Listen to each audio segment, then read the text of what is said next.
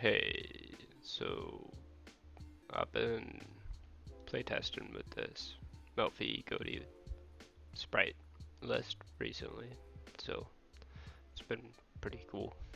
Um, been doing pretty good with it, especially against other like Spright variants. We don't really need the Spright Elf, so post Spright Elf Banlist. So this deck actually performs pretty well.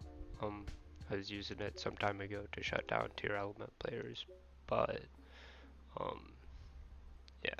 Anyhow, we got this match replay here. So there's a couple misplays within this match, but you know, this is pretty bad opening hand on my part.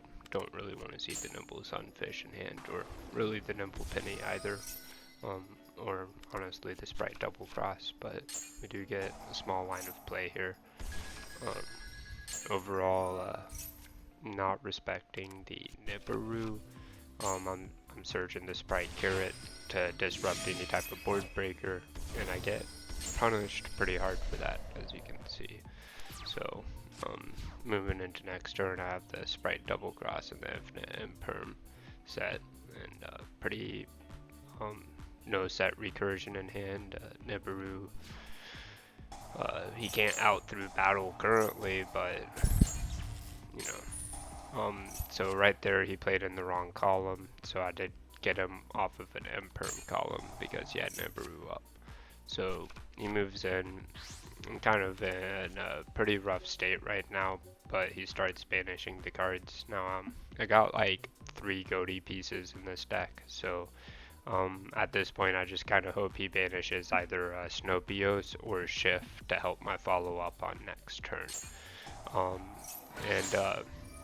Here he actually does banish my Zep, and as a result, like, I do get a second body on board.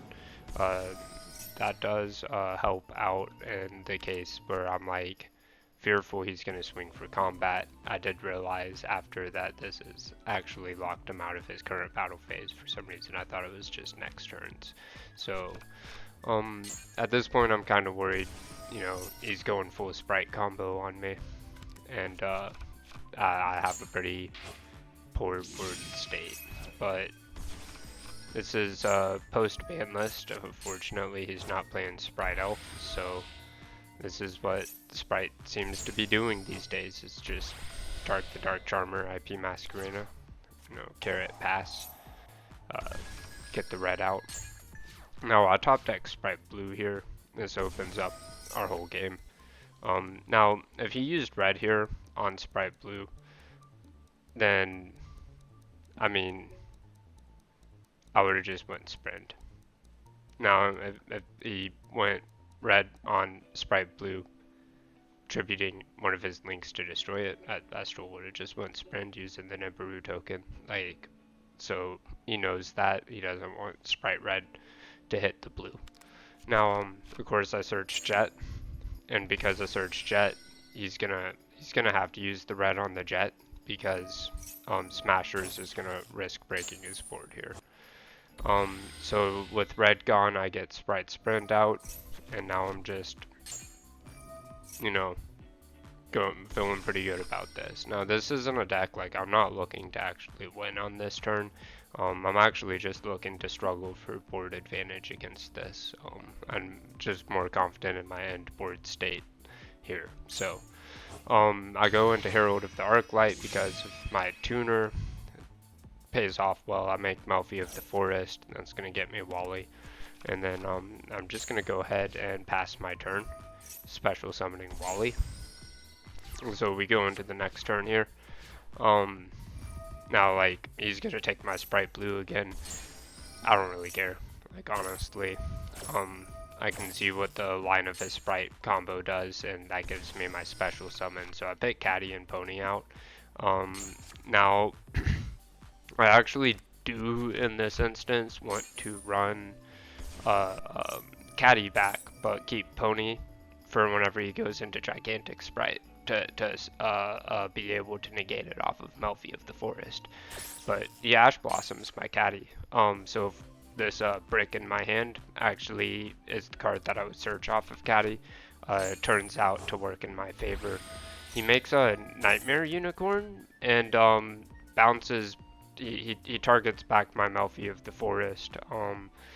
I was kind of worried he was going to target the Herald of the Arclight here, but I guess he was like more concerned of Melfi of the Forest being able to negate his access code talker. Fun fact about access code talker is you can't react to it, so I can't even bounce Melfi's back to my hand on the response of access code talker like summoning.